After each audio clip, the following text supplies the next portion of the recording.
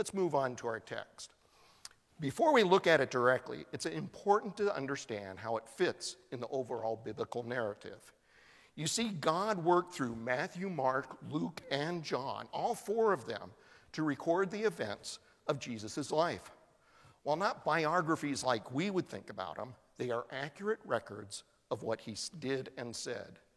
However, each one of these writers wrote to a different audience in different circumstances, and though they tell one story, each one has different themes and a different focus. And while they overlap many times, each one provides their own unique contributions. For example, we're studying Luke, and I think it's something like there are 19 parables and 6 miracles that Luke records that the other Gospels don't record. And yet, he leaves things out. For example, he doesn't mention Jesus walking on the water, and he's silent about the story and the death of John the Baptist. So it really isn't that often that they all cover the same event. Think about it.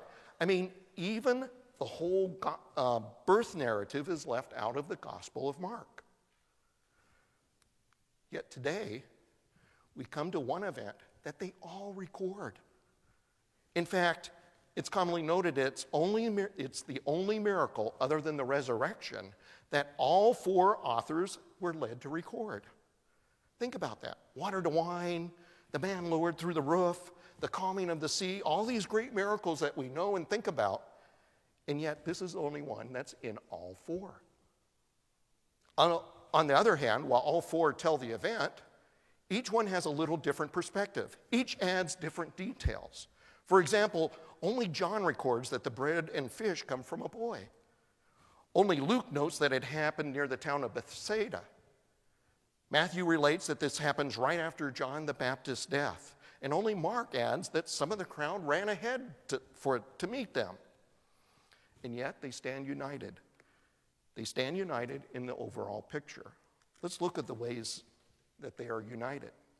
First of all, they're united on the number of people involved, 5,000 men, and they all say it that way. And it isn't a slight to women and children, but rather a way of counting. Many times it represents households. In any case, it is only the starting point. And when you add women and children, various authors have given a crowd size from 10,000 to 20,000. We're not sure, but it's a stinking lot of people. And they're united on the actions of crowd. Despite the attention that all the crowd gets, despite us thinking about the 5,000 men, the 20,000 people, the crowd wasn't invited. But they still followed them. While Jesus proposed that he and his disciples get away to a quiet place, all the Gospels note that the crowd learned of the plans and they followed them. It's interesting then, they're also united on Jesus' compassion. They all record Jesus' kindness towards the crowd.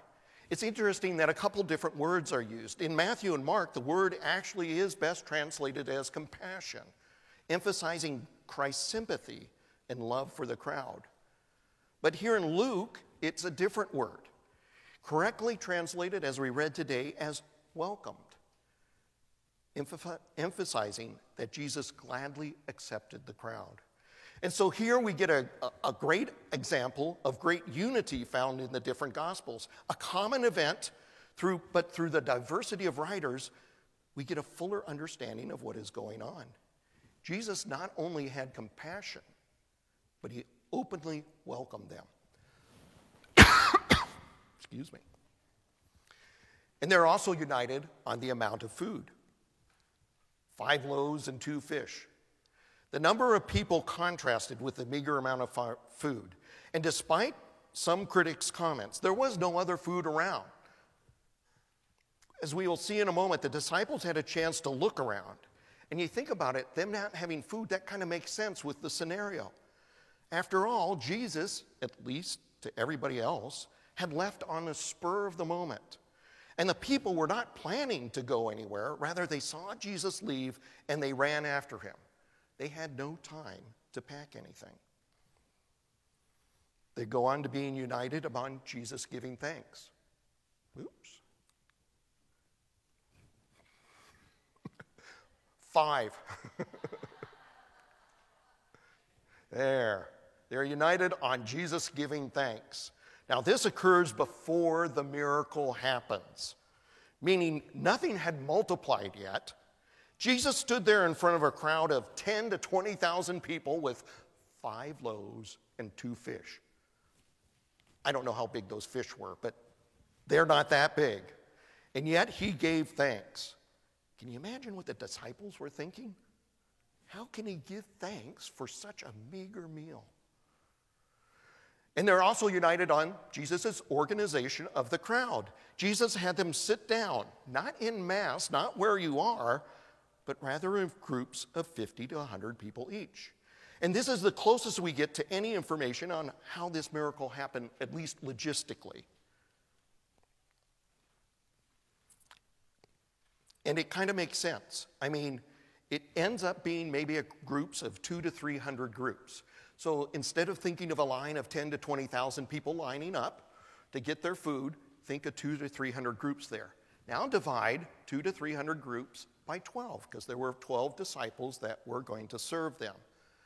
Now, this isn't in the text, none of the 4 texts,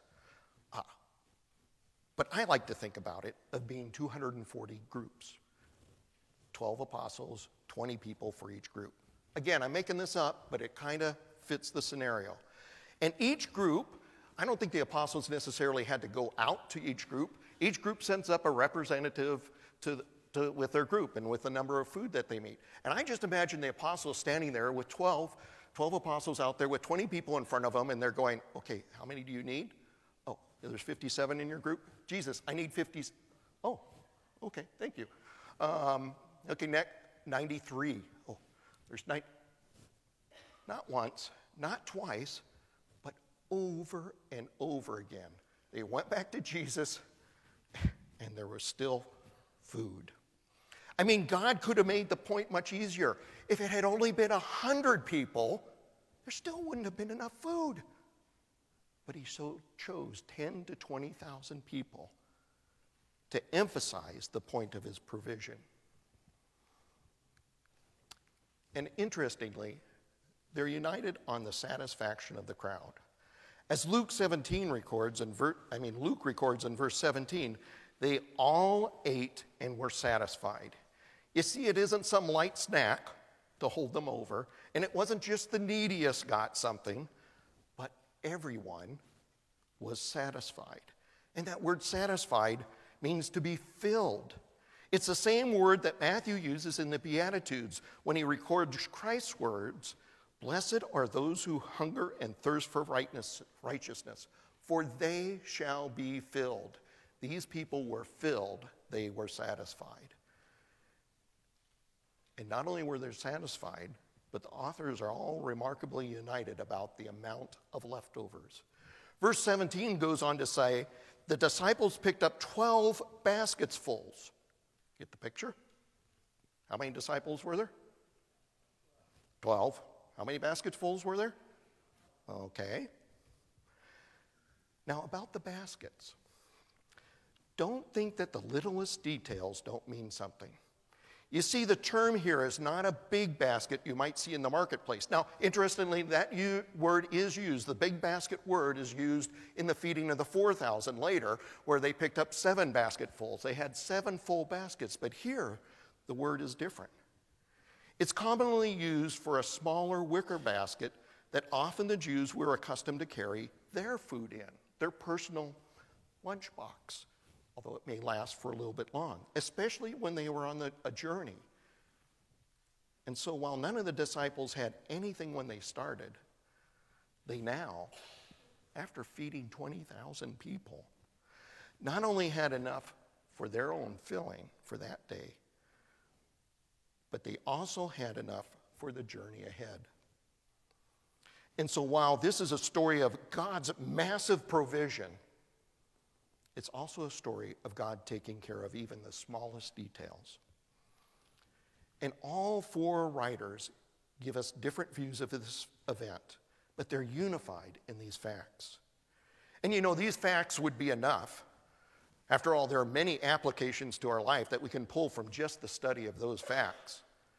In fact, it would have been enough just to say that Jesus fed 20,000 people. That is a miracle.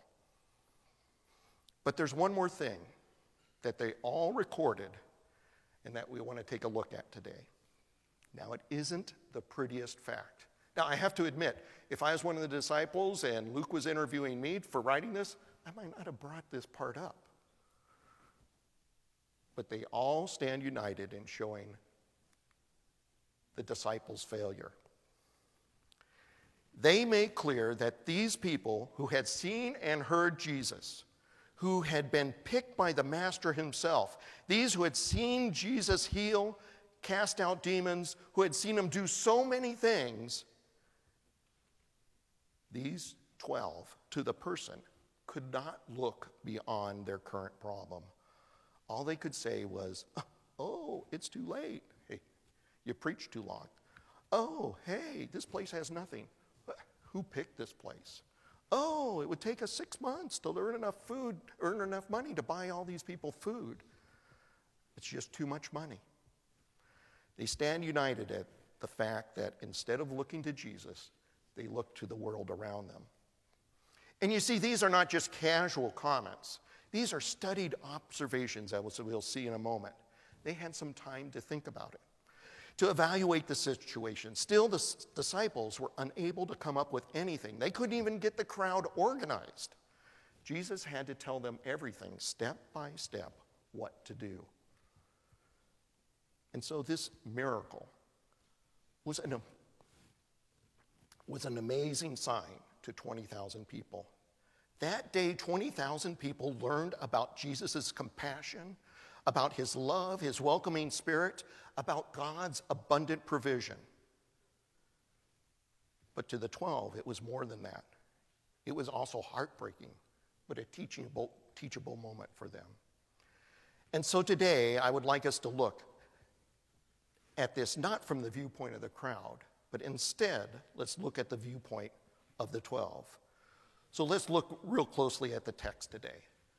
The first phrase there kind of hits you. It says, when the apostles returned. But returned from what? Remember, this is not a set of stories, but this is a long narrative that Luke put together. That's why we read the whole chapter there. But they returned from a trip that Jesus sent them on. He sent them out to proclaim the kingdom of God and to heal the sick. Jesus had just sent them off on a short-term mission. Short-term missions are exciting. We highly encourage them. They might have some next year. And we've gone off with a few of you on many of them. You come back tired, excited, and that was the disciples. They were excited. After all, they had been very successful. So many people were talking about what was going on that even Herod had heard about it. And so this is our context. They had just returned. They had just returned, and as verse 10 goes on to say, they reported to Jesus what they had done. The word here for reported means a narration or a complete report. It wasn't just giving high fives and this is great and all that, but they were telling in detail to Jesus and to the others what was going on. But Mark tells us that even before they could say much, there were crowds there where they started. In fact, Mark says, because so many people were coming and going, they did not even have a chance to eat. Then Jesus says they should go off to a quieter place. So you get the picture. They're in spot A. There are crowds there and they can't get anything done. And so they move off by boat across the lake and they end up near a spot near Bethsaida. However, in the text comes an interesting word, but. Have you ever noticed how annoying that word is? You can completely change the course of a sentence, for good or for bad, with those three little letters. I was going to give you a raise, but, or I was going to come over, but. And in this case, they moved to get away from the crowd, but the crowd learned about it and followed them. In fact, Mark tells us that some of the people actually ran ahead and got there ahead of them. There were crowds waiting for them when they got there. Can you imagine how the disciples felt? They were excited about what they had done and probably exhausted, and now they weren't even getting their me time. The crowd had intruded upon their time. And now it's John that records a few more details about Jesus' interplay with the disciples. In fact, it implies that Jesus brought up the subject of food early. John 6, verses 5 and 6 says, "When Jesus looked up and saw the great crowd coming toward him, he said to Philip, 'Where shall we buy bread for these people to eat?' He asked this only to test them, for he had already in mind what he was going to do. Early on, as the crowd is still gathering, he asked Philip. Philip's one of the 3 disciples that come from Bethsaida, so he knew the area. He asked Philip, where can we get food for all these people? He deliberately sets it in motion.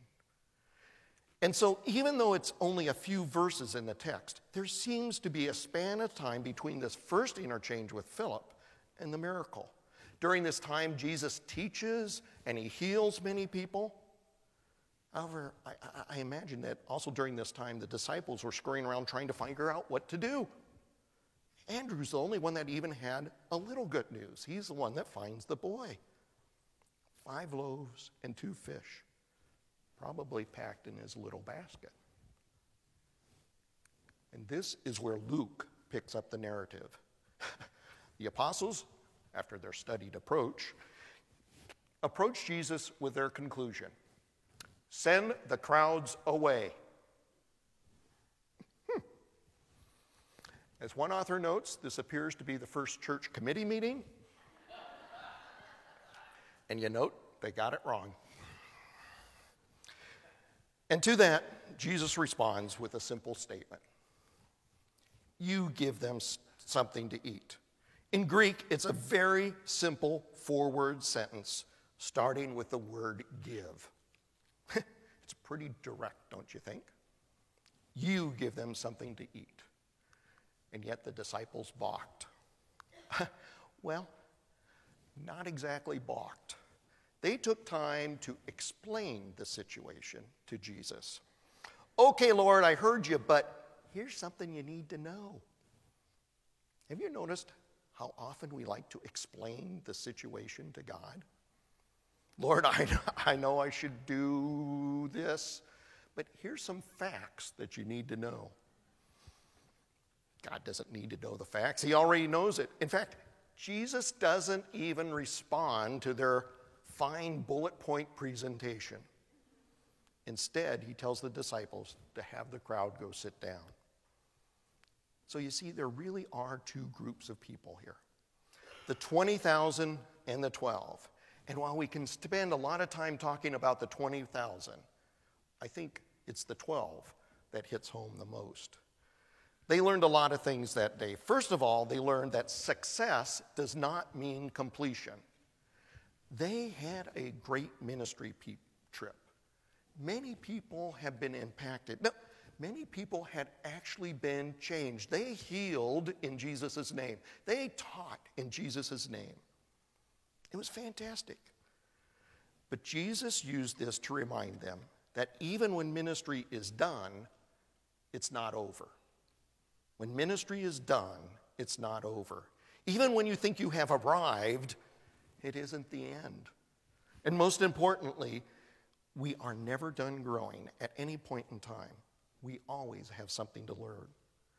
Paul writes this in 2 Thessalonians chapter 1, verse 3 goes, we ought to thank God for you, brothers and sisters, and rightly so, because your faith is growing more and more, and the love you have for one another is increasing. You see, you don't grow until you have faith. You don't grow until you have love. Your love and your faith continue to grow. God gives us love and faith, and it's hard at the very beginning of our Christian life, but throughout our whole life, it's never over. There is always the next thing. We are always growing. Secondly, they learned that ministry doesn't come on our timing. They had just escaped those crowds. They were ready to rest and have some relaxation, to be someplace different. But before they could even get off the boat, there were people there waiting for them. You know, it's one thing when you have time to get your thoughts together and prepare, but the crowd ran ahead and was waiting for them. To Jesus, this was normal. In Luke 8, he's just walking through a crowd and a lady touches him to be healed. In Mark 2, he's teaching in a house and all of a sudden somebody breaks the roof and the person drops in. On and on and on. Now you see, it would be foolish. It would be stupid to not make plans for ministry. You see, the Bible and even Christ talks about the importance of planning. And we do that. We plan out our ministries. We plan out our time and everything. But more importantly, this teaches us that we would be foolish to think that ministry only happens when we plan it. Ministry happens by surprise. Ministry happens when it's planned. Those things seem like oxymorons, but that's the true reality of the Christian life, because God is always moving forward. Third of all, they learned that Jesus asked the impossible. You know, it's kind of hard to blame the apostles here. I mean, 5 loaves, 2 fish, thousands of people, it is a stretch. No, it's not a stretch. It's impossible. But that is exactly what Jesus asks of us, the impossible. While we may not have to feed thousands, God asks us to do our own impossible tasks.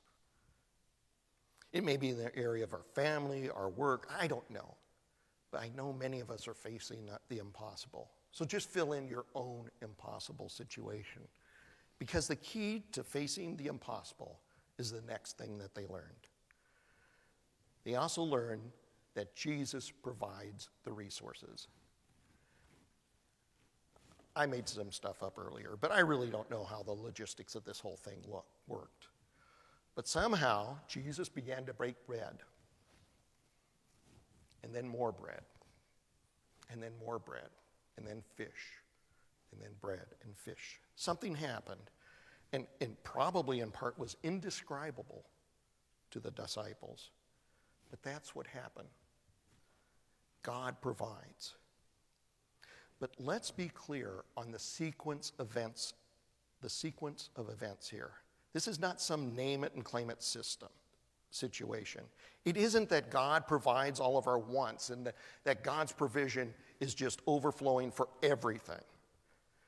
Sometimes he even allows our earthly needs to be stretched. But here, first, Jesus provides the direction. You feed them.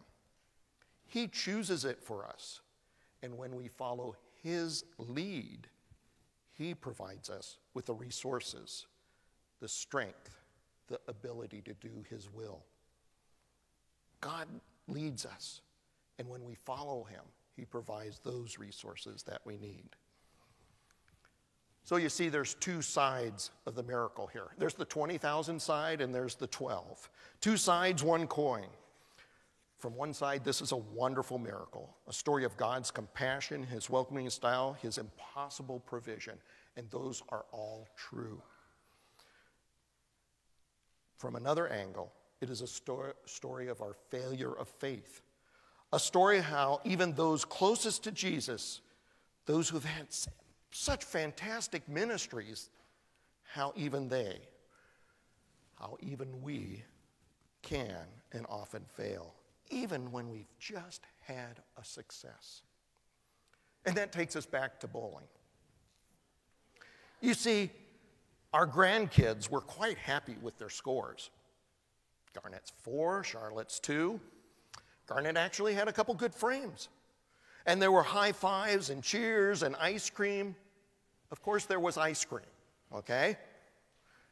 And with all that enthusiasm, they could be content with their scores. And so with no further work, no follow-up, they could cruise through life, never play again, and in 60 years, they could end up with their grandfather's award-winning score of 112.